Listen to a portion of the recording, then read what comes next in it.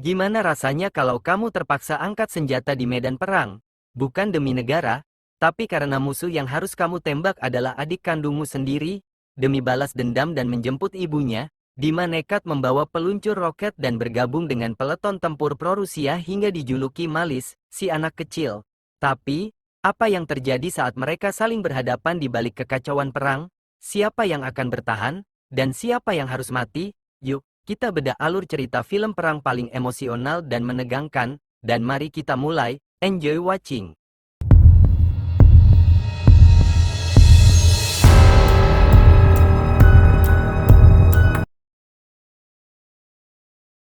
Kisah diawali dengan mengenalkan kita pada sosok seorang pemuda, sekaligus musisi rap yang memilih bersikap netral dalam urusan politik bernama Dima. Bersama rekan duetnya, Boria, mereka kerap memproduksi karya musik sendiri secara mandiri lalu membagikannya ke berbagai platform media sosial. Karya-karya mereka mendapat respons positif dari masyarakat lokal. Karena lirik yang diusung selalu menyuarakan pesan kedamaian serta eratnya tali persaudaraan. Sepulang ke kediamannya, Dima diam-diam menaruh kembali sebuah senjata api jenis pistol milik sang ayah. Ayah Dima sendiri merupakan seorang prajurit militer pro-Rusia yang sedang mengemban tugas di wilayah perbatasan yang rawan konflik. Demi menyambung hidup, Dima menjalani pekerjaan sampingan sebagai asisten juru masak di sebuah tempat makan. Di saat yang bersamaan, pihak Kementerian Dalam Negeri merilis maklumat darurat yang menegaskan bahwa militer siap sedia mengantisipasi gempuran dari pihak Ukraina. Kalender menunjukkan tanggal 19 Februari tahun 2022. Boria, bersama sejumlah pemuda lainnya dikumpulkan dalam sebuah barisan guna pendataan wajib militer.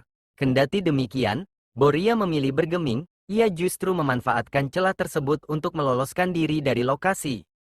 Di sudut lain, kepulangan Dima disambut oleh kemarahan sang ayah yang mengetahui bahwa senjata apinya telah diambil tanpa izin. Sang ayah lantas memperingatkan bahwa situasi akan semakin genting karena pihak Rusia bersiap merangsek masuk. Oleh sebab itu, sang ayah memutuskan bergabung dengan barisan tempur dan bertolak menuju Mariupol guna ikut serta dalam operasi militer. Sementara itu, Marina yang merupakan ibu dari Dima sedang terhubung melalui panggilan telepon dengan putranya. Marina memendam kekhawatiran yang mendalam bahwa Dima akan ditangkap aparat akibat lagu-lagu bertema apolitis yang ia ciptakan. Namun, Dima berusaha menenangkan ibunya dengan menegaskan bahwa karya musiknya murni demi menyebarkan perdamaian. Kembali ke hubungan pertemanan Dima dan Boria, Boria mengabarkan sebuah berita gembira bahwa lagu mereka mendadak viral di aplikasi TikTok, yang memicu ketertarikan dari seorang promotor musik untuk mengontrak mereka di Moskow. Masalahnya, mereka terbentur kendala bagaimana cara menembus penjagaan ketat di pos perbatasan. Boria sebetulnya memiliki koneksi. Namun jalur pintas tersebut menuntut biaya pelicin yang tidak sedikit. Boria pun memberikan ide ekstrim untuk melego pistol milik ayah Dima. Setelah sepakat, senjata itu pun dijual dan mereka berhasil mengantongi dana yang cukup untuk membiayai perjalanan melintasi perbatasan. Ketika kegelapan malam tiba, keduanya akhirnya sampai di area pemeriksaan paspor di pos perbatasan. Di tengah proses tersebut, Dima mendadak menerima panggilan telepon yang mengabarkan bahwa sang ayah telah gugur dalam operasi invasi Rusia di wilayah Mariupol. Ia pun diminta segera merapat ke rumah sakit untuk keperluan proses identifikasi jenazah. Mendengar kabar tersebut, Dima merelakan Boria untuk melanjutkan perjalanan ke Moskow sendirian. Sementara dirinya memutuskan berbalik arah, akhirnya beruntung mendapat tumpangan dari sebuah mobil yang lewat. Pengemudi mobil tersebut ternyata bernama Zuk, seorang komandan peleton dari Kesatuan Relawan Pro-Rusia Ranger ke-5. Kepada Zuk, Dima menceritakan bahwa kepulangannya dipicu oleh gugurnya sang ayah di garis depan. Merespons hal itu, Zuk menjelaskan bahwa ia tengah menghimpun personel baru untuk memperkuat peletonnya dan menyodorkan kontak pribadinya andai Dima berminat untuk ikut angkat senjata. Begitu menapakkan kaki di rumah sakit, Dima bergegas mencari keberadaan mendiang ayahnya. Ia diarahkan menuju ke sebuah truk kontainer pendingin yang baru saja tiba. Di dalam ruang kontainer yang dingin itulah, Dima menyaksikan tubuh ayahnya terbujur kaku tak bernyawa bersama jasad para prajurit lainnya. Dima pulang membawa kedukaan yang mendalam. Saat memeriksa peninggalan sang ayah, ia menemukan rekaman percakapan suara antara kedua orang tuanya di dalam ponsel. Dalam rekaman tersebut, Sang ibu mengabarkan bahwa gempuran Rusia membuat mereka terisolasi dan terpaksa bersembunyi di dalam sebuah kompleks apartemen bersama sekitar 30 warga sipil lainnya. Di tempat lain, Boria telah menapakkan kaki di ibu kota Moskow untuk menemui sang promotor. Pihak promotor sebenarnya menyukai materi lagu yang dibawa. Namun mereka meminta Boria untuk menguji materi tersebut di sebuah ajang festival musik terlebih dahulu demi melihat animo pasar. Jika respons penonton bagus, barulah keuntungan finansial akan mengalir. Namun, Boria menuntut adanya uang muka tunai serta kejelasan kontrak tertulis dengan produser rekaman secara langsung. Permintaan Boria yang kaku membuat pihak promotor menolaknya, hingga membuat Boria gusar dan merasa perjalanannya ribuan kilometer dari Donetsk berakhir sia-sia. Begitu mendengar Boria berasal dari Donetsk, sang promotor langsung menahannya untuk tidak pergi. Promotor tersebut menawarkan peluang lain. Apakah mereka memiliki lagu yang bertemakan pergolakan perang di Donetsk? Boria menjawab belum punya. Namun ia menyanggupi untuk menulisnya. Sang promotor menjanjikan bahwa ada sebuah ajang konser pemuda patriotik yang akan digelar pada bulan Juni, dan Boria diminta menyiapkan lagu bertema tersebut agar bisa diorbitkan guna mendulang materi yang melimpah. Sementara itu, Dima yang diselimuti dendam atas kematian ayahnya mendatangi gudang penyimpanan senjata rahasia milik sang ayah. Di sana ia menemukan sejumlah unit peluncur roket RPG. Tanpa ragu, Dima langsung menghubungi Zuk untuk mengatur pertemuan dan membawa persenjataan berat tersebut bersamanya. Setibanya di lokasi pertemuan, Dima langsung bertatap muka dengan Zuk dan menyerahkan pasokan senjata yang ia bawa. Dima menegaskan tekadnya untuk bergabung dalam barisan tempur demi menuntut balas atas kematian ayahnya di medan perang. Menerima Dima ke dalam kelompoknya, Zuk lantas memberikan sebuah nama sandi khusus untuk pemuda tersebut, yaitu Malis, yang memiliki arti anak kecil. Visual memperlihatkan suasana duka saat jenazah rekan seperjuangan mereka yang tewas dievakuasi. Sebelum akhirnya peleton Zuk, termasuk Dima, menaiki kendaraan militer dan bergerak maju menuju medan pertempuran di kota Mariupol.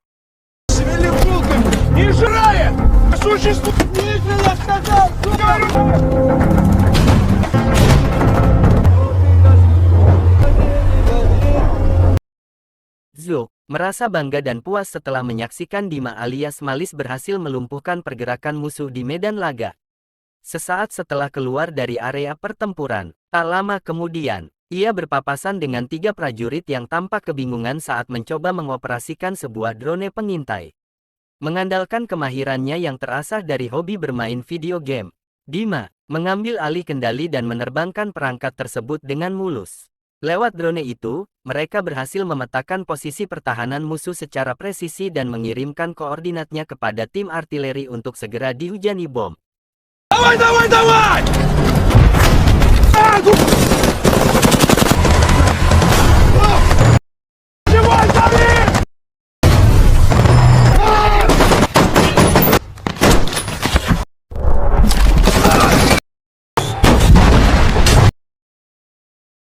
Namun situasi mendadak rumit, ketika drone tersebut tersangkut di dahan pohon, mau tidak mau, Dima harus bergerak hati-hati untuk memanjat dan mengambilnya kembali.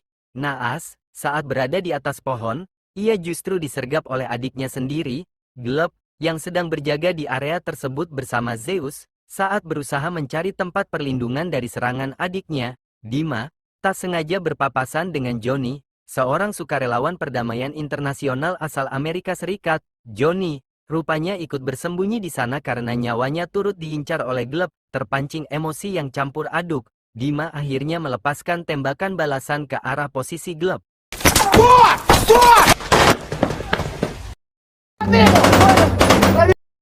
Di sisi lain, Zuk bersama pasukannya bertemu dengan unit militer lain dan mendapat laporan bahwa drone mereka tersangkut, sementara Dima, yang pergi mengambilnya kini terjebak dalam kepungan musuh. Kembali ke posisi Dima, untuk meloloskan diri dari situasi kritis tersebut, ia melemparkan sebuah granat asap guna mengaburkan pandangan musuh sebelum akhirnya bergerak mundur. Taktik tersebut berhasil, dan Dima bersama Johnny sukses kembali ke barisan pasukan Zuk. Keesokan paginya, sebelum genderang perang kembali bertalu, seluruh pasukan Zuk berkumpul untuk memanjatkan doa bersama demi keselamatan mereka di garis depan. Usai berdoa, Zuk membakar patriotisme anak buahnya dengan menegaskan bahwa mereka butuh pergerakan yang cepat dan keberanian penuh untuk merebut kembali wilayah apartemen di depan mereka, yang kini dijadikan basis pertahanan oleh GLUB dan pasukan Garda Nasional Ukraina. Мам! Да мы ж точно не знаем. Мам! Ironisnya, kompleks apartemen yang menjadi target serbu tersebut merupakan tempat tinggal masa kecil Dima dan saudaranya. Begitu berhasil merangsek masuk ke dalam bangunan, Dima mendapati foto-foto masa kecilnya bersama GLUB masih terpajang rapi di dinding. Ia bergegas menggeledah ruangan demi mencari ibunya, namun hasilnya nihil. Saat Dima melangkah keluar dengan rasa kecewa, Johnny, yang hendak menyusul tiba-tiba menangkap suara mencurigakan dari dalam sebuah lemari. Dengan senjata terarah, Johnny memerintahkan orang di dalam untuk menyerah dan keluar. Begitu pintu terbuka, sosok tersebut ternyata adalah GLUB yang sengaja menyamar menggunakan pakaian warga sipil. Johnny yang tidak mudah dikelabui langsung meringkus dan mengikatnya. Sementara itu di area luar gedung, Zuk tampak menginterogasi dengan keras sejumlah anggota pasukan Azov yang berhasil ditawan. Tak lama kemudian, Zuk menghampiri Dima untuk menanyakan keberadaan ibunya. Begitu mendengar penjelasan bahwa sang ibu telah dibawa mundur ke pabrik baja akibat ketakutan atas serangan mereka, Zuk naik pitam dan langsung menghajar Dima. Zuk merasa dihianati karena Dima ternyata memanfaatkan peletonnya hanya demi kepentingan pribadi menyelamatkan ibunya. Memanfaatkan situasi, GLUB diam-diam menggunakan telepon satelit untuk menghubungi pamannya, Zeus, yang berada di pabrik baja. Ia mengabarkan bahwa dirinya tertawan dan Dima datang dari Donbas untuk menjemput ibu mereka. Dima mengambil alih pembicaraan dan memperingatkan Zeus bahwa pabrik baja akan segera dibom. Zeus bersedia menyerahkan Marina, dengan syarat Dima harus datang menjemputnya sendirian tanpa membawa pasukan, atau area tersebut akan diratakan. Usai telepon ditutup, Dima mempertanyakan motif keras kepala pasukan Ukraina yang terus bertempur tanpa arah. GLUB menawarkan opsi pertukaran. Pihak Ukraina akan melepaskan ibu mereka beserta warga sipil lainnya, agar perang ini bisa diakhiri demi kedamaian. Sialnya, kedatangan Zuk yang tiba-tiba membuat GLUB harus buru-buru menyembunyikan telepon satelit tersebut. Cerita berpindah memperlihatkan suasana mencekam di dalam pabrik baja, tempat bersatunya warga sipil, Marina, dan pasukan Azov. Dima bersama Johnny bergerak menuju ke sana dengan dipandu oleh GLUB. Di tengah perjalanan, GLUB sempat mengonfrontasi Johnny mengenai alasan mengapa orang Amerika sepertinya sudi mengotori tangan dalam konflik ini. Johnny memberikan jawaban sinis bahwa sebagian besar warga di negaranya bahkan tidak peduli atau tidak bisa membedakan Rusia dan Ukraina. Perang ini hanyalah komoditas para politisi yang mencari keuntungan dari setiap nyawa yang melayang. Sesampai di titik temu yang ditentukan dengan militer Ukraina, GLUB meminta Johnny untuk tetap berjaga di posisi siaga, sementara ia membawa Dima maju. Ternyata situasi tidak berjalan mulus. Johnny dan Dima langsung disergap dan ditawan oleh tentara Ukraina. Tepat saat mereka digelandang masuk ke dalam kompleks, dari kejauhan terlihat area pabrik baja tersebut mulai dihujani bom oleh artileri Rusia. Setibanya di dalam area pabrik baja, pasukan Ukraina menyambut gembira kembalinya GLUB. Di luar, sebuah helikopter militer Amerika Serikat bersiap untuk lepas landas. GLUB mencoba bernegosiasi agar dua prajurit mereka yang terluka parah bisa ikut dievakuasi. Namun, tentara Amerika tersebut menolak dengan dingin, berdalih bahwa waktu mereka sudah habis dan kapasitas helikopter telah penuh. Mereka meninggalkan pesan sinis agar tentara Ukraina tetap tinggal dan bertempur demi kebebasan mereka sendiri. Tak lama kemudian, Marina datang dan akhirnya bertatap muka dengan Dima. Sang ibu terkejut karena mengira Dima sudah berada di Moskow bersama Boria. Dima menjelaskan ia datang murni untuk menyelamatkannya dari pusaran konflik. Namun, sang ibu justru menegaskan pilihannya untuk tetap berdiri di pihak pejuang Ukraina. Adu argumen pun pecah mengenai esensi perang yang mereka jalani. Di tengah perdebatan itu, Dima menyampaikan kabar pahit bahwa ayah mereka telah tiada. Berita duka tersebut seketika meruntuhkan ketahanan emosi sang ibu, yang langsung meminta rekannya membawa Dima ke tempat perlindungan. Marina kemudian mengonfrontasi GLUB dan Zeus mengenai bagaimana Dima bisa tertangkap. Saat momen makan bersama, sang ibu mempertanyakan ketegangan antara kedua putranya. Gleb berkilah bahwa ia hanya ingin membawa ibunya keluar dari sana, karena merasa mereka hanya dimanfaatkan sebagai tameng. Sementara itu di ruang tahanan, Dima mendengar Johnny yang terus-menerus merapalkan doa keselamatan.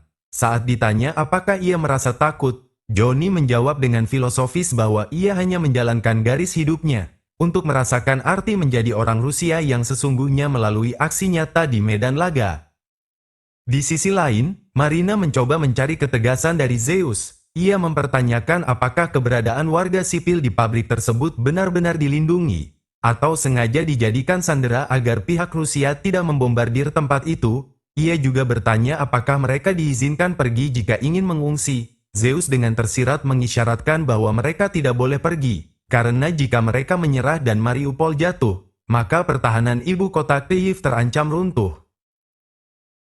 Sadar akan situasi yang kian terjepit, Marina bersama Gleb memutuskan untuk membebaskan Dima dan Johnny secara diam-diam. Mereka menyadari bahwa Zeus berniat menjadikan mereka semua sebagai sandera politik. Gleb sepakat membantu pelarian tersebut meski ia tahu konsekuensi berat bahwa ia akan dicap sebagai pengkhianat. Marina pun bergerak cepat menggalang kekuatan di antara warga sipil lainnya untuk bersiap meloloskan diri secara massal tanpa mengundang kecurigaan tentara Ukraina. Saat mencoba bersembunyi di dalam bangunan, Dima berusaha membuka jalur komunikasi dengan Zuk. Namun sinyalnya justru tersambung dan direspon oleh Zeus. Melalui pengeras suara, Zeus mencoba membujuk Gleb agar menyerah dan keluar untuk menyelesaikan masalah ini secara baik-baik, seraya mengancam akan menghancurkan gedung tempat mereka berlindung jika menolak, kendati Dima sudah memperingatkan bahwa itu adalah perangkap. Gleb bersikeras untuk keluar menemui Zeus sendirian demi keselamatan yang lain. Begitu berhadapan di area terbuka, Zeus meluapkan kekecewaannya atas tindakan pembangkangan Gleb. Gleb memohon agar warga sipil dibiarkan lolos terlebih dahulu.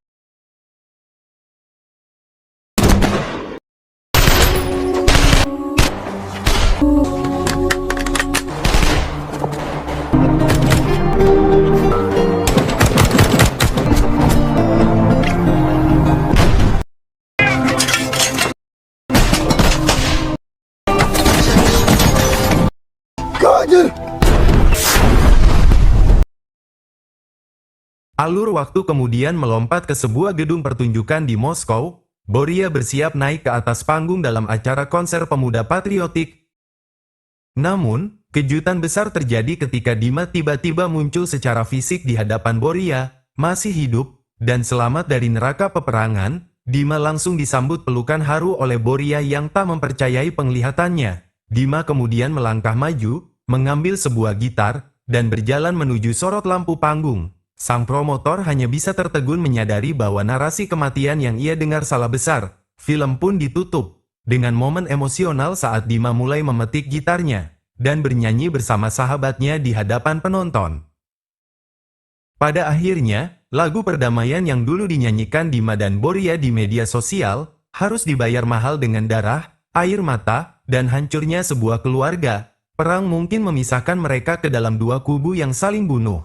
Tapi takdir membuktikan bahwa ikatan darah tidak akan pernah bisa benar-benar terhapus oleh ideologi politik manapun. Nah, menurut kalian, kalau kalian berada di posisi Dima, apa yang akan kalian lakukan? Tetap menyelamatkan keluarga atau setia pada peleton kalian? Tulis pendapat kalian di kolom komentar di bawah ya. Jangan lupa untuk klik tombol like, share video ini ke teman-teman kalian, dan pastinya subscribe channel ini agar kalian tidak ketinggalan rekap alur cerita film keren lainnya. Sampai jumpa di video berikutnya, see you bye-bye.